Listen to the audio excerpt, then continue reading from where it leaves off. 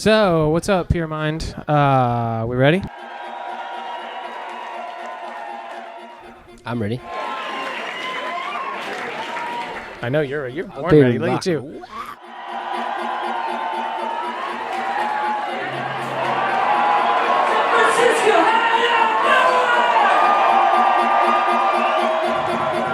You guys ready to get fucking dirty?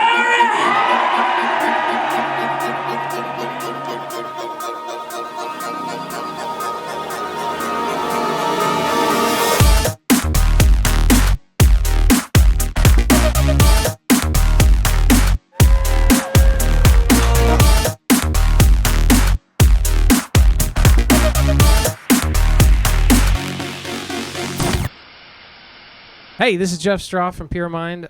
Super excited to be here with my man Opiuo, all the way from Australia, here to play San Francisco. We're in Mezzanine right now upstairs, and we're going to get into... I've got a ton of good questions. Hopefully they're interesting to you guys. Hopefully I don't put him to sleep. But we've been chatting already, and I think we're seeing eye to eye on a bunch of stuff. So, dude, thank you so much for being here. Pleasure. Yeah. It's been a really long tour for you guys already, right? Yeah, it has. We've been on the road for like 8 or 9 weeks. Yeah. Legit. How many states did you say? We've driven through 31 states. And how many dates did you play cities in? We played 20 something shows. That's a lot. Yeah. Yeah, that's Well, good stuff. I think we've just played 20. Yeah, we've got a couple more to go. 21 tonight. You heard it first. So, let's start off talking about your label, Slurp Music. What made you decide to launch the label, and have you been happy so far with kind of the autonomy that it gives you? I guess for me, like, I've always wanted to do everything I do each time differently. And at that one time, I went, I want to do my own thing and just see what that is like and see what that whole thing is. It was a lot of work. I learned a lot. And I don't even know what the future holds for any of it. I'm excited that it just exists there, and I get sent music all the time, and it's actually kind of a nice place to get sent music to be able to give people feedback on things, more than even just for me wanting to release music, you know. It's kind of a nice discussion point or something. When I have a bit more time for it, I think I want to really develop it. Nice. But at the moment, it was just, at that time, it was something like I wanted to explore and experience that whole thing of doing it myself, you know. And are you doing it yourself? Do you have a label manager that you partner with? I've got a manager, my actual manager, and his team looked after it. Okay. Yeah. And then who does your distribution? We have, I think they're called AWOL. Okay. Yeah. And they do worldwide digital, and then you guys did like a vinyl pressing? Yeah, totally. So I it's funny, like I get like the music and the creativity side of it done, and then they kind of take care of the thing where it's like, okay, we've got to get it from here to there. Good. Let's do it. And it's really cool. I mean, Well, my that's why you build manager's a team. all over it. Yeah, totally. Yeah. And it gives me the time when I want to go just make music, I go just make music, you know.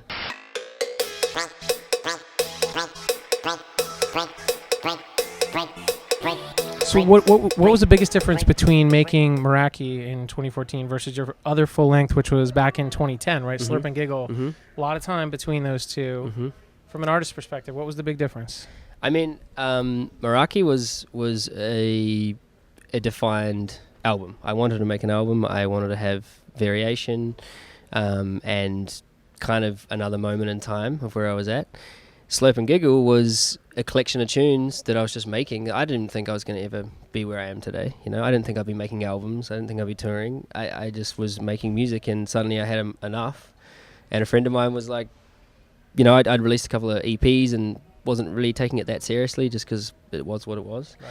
And a friend of mine, Dean from Attic Tech, who actually used to live in San Francisco, he was like, dude, I want to do an album, you know, and kind of, it wanted me to do it. I collected the music and finished it up, and a very different way I wrote Meraki was like, it was a flow. I made songs to fit the album as well, you know. Yeah, so it was making an album actually like that for me was a head fuck. It was crazy. It was like, it's so much, you think about every little moment, every little second. Why is it there? Or how is it there? Where does it go from there? You know, and to do that over an hour long or whatever, however long a 50-minute thing is, it's crazy. You know, you can do it in a 3-minute track, and it's full on enough. But right. So for me, it was another amazing learning experience to do it like that. It was crazy. So we were talking earlier, and you were mentioning like you come with these full-blown concepts for songs that are baked in your head.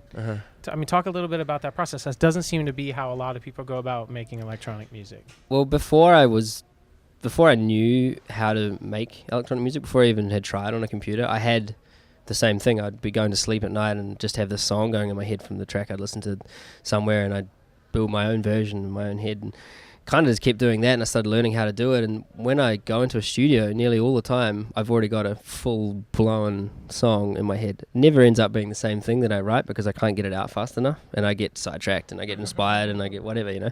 But totally, I go at it pretty much ready to go, you know. I have days where I'm not inspired to do things, and I do try and sit there, but often I just need to leave the studio because I just end up thinking I'm shit at what I'm doing because, you know, nothing's coming out. Clearly you're not. Well, it happens to everyone. You know, it's That's like, good to hear though, because, you know, that the moment of inspiration is hard to, you can't fake it. You can't fake it. And what I've learned is to not try and push it because that's when and to know when to walk away, you know. And obviously songs are never really finished, but you just have to walk away and leave it. And sometimes you get up in the morning, you listen to the famous second day listen, and you're like, "Fuck, what was I thinking?" You know. Like, so it happens, you know. And there's tracks I spend a lot of time on, and there's tracks I spend no time on, and you would never know the difference because it's just a random moment. And so you said you work in Logic, right? So for you, is that about the speed at which you can get this stuff out of your head into the computer, or what is it about Logic that you love? There's a few things. One, I can use it extremely fast now, and I've used it for a long time, and I have very backwards ways of doing things. Nothing what I do really is how you might read in a book, but at the same time, it's got the same ethos of getting what I want. But in the end of the day, realistically, it doesn't matter how you got to a place because people aren't watching a video of you making a song when they're listening to it. They're just listening to the song, and it's about that as opposed to, you know. But at the same time, I think it kind of has a sound, and I also do a bunch of digital clipping and things like that to get really like solid fat noise and a lot of limiting and compression that's like really hard. And I tried doing it in Ableton, and I found like it sort of just crunched out and lost the sound, and it distorted fast, and it wasn't actually. Yeah, it was easier to make things distort, which I didn't like. Interesting. So the actual sound, very few people ever say that either. The actual sound of the DAW, when you're really pushing it to the limit, you like what you get. Yeah. I think and some of your super crunchy bass sounds and drum sounds like that you're known for as a result of you slamming that thing really hard. That's great. I'll digital clip channels and they'll be in the +6 in the red and whatever, and then I'll bounce it out and bring that sound back in. And often I'll bring it back in. The sound is just completely there. And then then remix that back into the track, not as loud as it is obviously, but you can do it with the right limiting and the right compression, the right however you do it. You can get these really full sounds, and people are looking at it going, "Dude, you can't do that." But it's like, just listen to it. It's not distorting, and it actually, when you look at the wave when it comes back, it's not completely screwed. It's still possible. That's beautiful. But yeah, I find that Cubase can do the same thing. I haven't done it in Pro Tools. I found that Ableton does it in a way, but the way they're like some of their limiters work is a little different, I think, and the channels, I don't know. Cool. I don't know enough about Ableton. No, I mean, you know what you know. That's the beautiful thing is That's it. Yeah.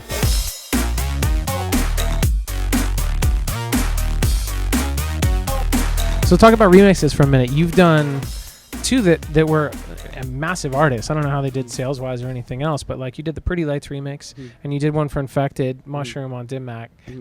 Did you know these guys? Did you meet these guys at festivals? Was this label deals? I've never met Derek Pretty Lights. I know we've got very many friends that we're super close with mutually. Right. Infected Mushroom, yes. I met Dev in LA years ago, and we were like, fuck, we should do something. And sort of we wanted they're awesome. Well, for me, like I was around the trance scene many years ago in New Zealand and Australia, and they were like people I looked up to, at the time as well. So it's quite cool, that whole cycle. And I think Sonic sales wise, that track was like one of the most high selling on the Beatport thing, and who knows how much that is. I don't even know. Right. Yeah. Cool. It's funny because it's like now how the music scene works, you can have a massive hit and not earn a cent off it, And the Pretty Lights one was a free release, but for me that went really far because it was, I think, the two of us doing something together in that sense, not collaboration, but kind of gets onto a blog and off it goes. Yeah. And I kind of like that idea. I mean, you can't be attached to the thing of, I think anyway, of having to sell music or having to be free or having to do whatever. I think just do what you feel is good, and people will pick up on that. Yeah. If you're ramming it down their throat that they have to buy your thing, then they're not going to buy it. No, if you're saying you need this free download or you got to like this page to get it, if for them, if they feel like it's legit and you're just doing it how you want to do it, I think it works. Yeah. So free releases are great, but you never know how many are out there. Well, he kind of made that his whole thing. Totally, while, and, right? And he was the first one I heard about doing that. And look at him now, right? He's playing festivals everywhere, and it launched his whole career. Totally. Yeah, it's not a model for everyone. No, but it worked really well for him. It did, so, yeah. Cool. And that's awesome, yeah. How do you approach a remix differently than you approach like an original Opiuo production? Remixes, or are they different in your? Well, they are completely different. Yeah, remixes are funny because you have a bunch of elements there already. If I get given a remix pack, I hate it when I get every single noise, and I'm like, okay, where do I start? Because often I just go through and skim through the sounds, grab what I think's cool, throw it in there, and then chop it up and don't even listen to it, and kind of just grab bits of noise and just sort of rearrange it because I don't really. If I listen to the actual original too much, then I get stuck into that world. So I don't even listen to the original. I just kind of take the noises I think are cool out of the sample pack and go from there. And vocals, if there's a vocal. Totally, vocals. The thing is with vocals is to maintain the original is important in some level, but at the same time, if I really think the vocal needs to be just this glitchy, crazy thing, then I'll probably go down that path. Nice. Which can be good and bad.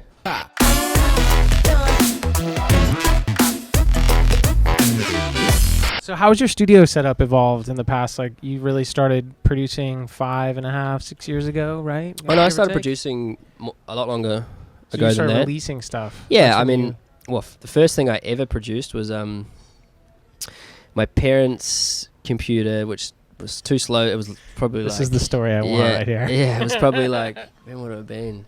I was still at high school. It's probably like 13, 14 years ago. Okay. And it was like this old computer, and it had these little sound recorder program, the thing where it's just like a, play, record, fast forward, little Windows sound recorder, whatever it was.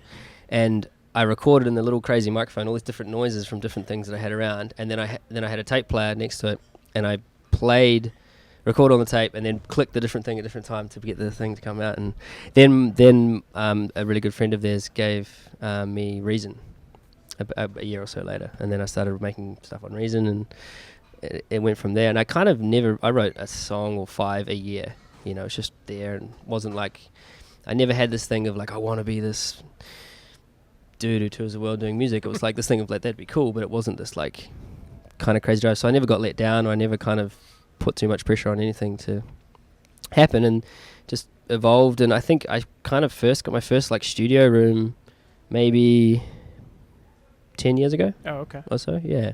Nice. And then just had laptop and a pair of KRKs, and which I still got because I love them and trust them. And nice. Yeah, my shitty speakers that if I just want to vibe out and not actually listen to the sonics of things. Right. I'd use those. Reference. Yeah. They call that reference, right? Isn't that what they call it? Yeah. I don't know. For me, it's I got these Focal SM9s, and they're amazing, but sometimes they're almost too good because you just hear everything. Yeah. Whereas you want to sometimes just be like, just have a jam and just start an idea and not worry about how it sounds at that moment, Nice. So I guess I've been writing for like 12, 13 years, but actually trying to finish songs for maybe 6 or 7. And how prolific are you?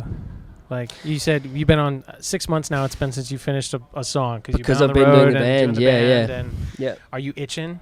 Absolutely. To get back? Yeah. I when at first, like say at month 2 of when we were just rehearsing super hardcore for the band, and we were just starting to do touring, this is no time to really make music. And I don't really like making music on the road because I feel it's sort of detrimental to your skill set some way, because you're so distracted and tired, and it's not for me anyway. It doesn't work.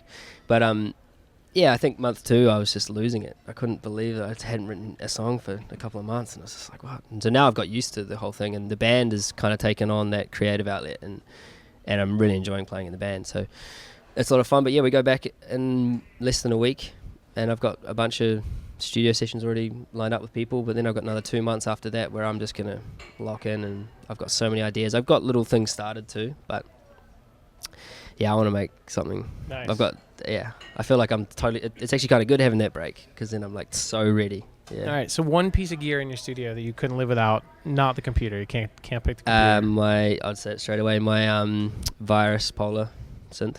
Nice. Yeah, Access Virus. You sponsored? No. Should be. I should be, yeah. What? Hey, Did you hear Virus. that? What up?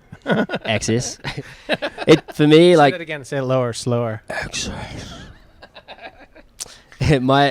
Realistically, like every single song I've written in the last few years has that synth on it, Nice. and nearly every synth sound is that synth. Wow.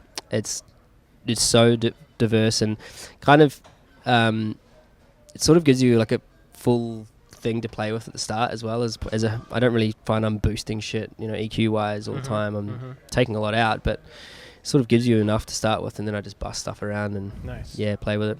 So I'm super curious to see, you've made your living touring as a solo artist, producer, not really a DJ, but performing your own music. Now we're at the live band. I really want to go check out your live setup. You got a minute? You want to go show us around Sure. on Yeah, stage? I'd absolutely love to. All right, cool. Let's do that. Ha.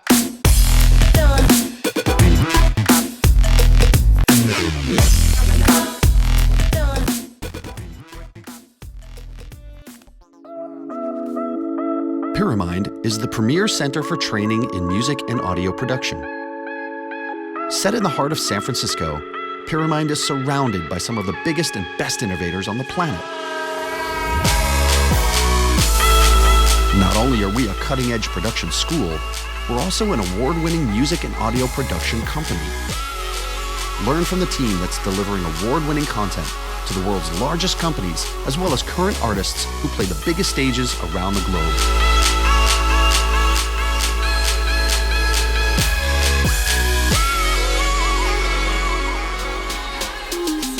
Our community events put you in touch with the vibrant local music scene, as well as touring DJs and producers, workshops, internships, and guest lecturers. Because we know the more involved you are, the further you'll go. You'll also be steeped in a vibrant community of like-minded creatives. Learn and collaborate with fellow students from around the world and create a long-term professional network that you'll lean on throughout your career. We've taken great care to make our programs about you. Choose from powerful career-driven programs to genre-specific ones. Start small and get your feet wet, or build a custom program tailored towards your personal needs.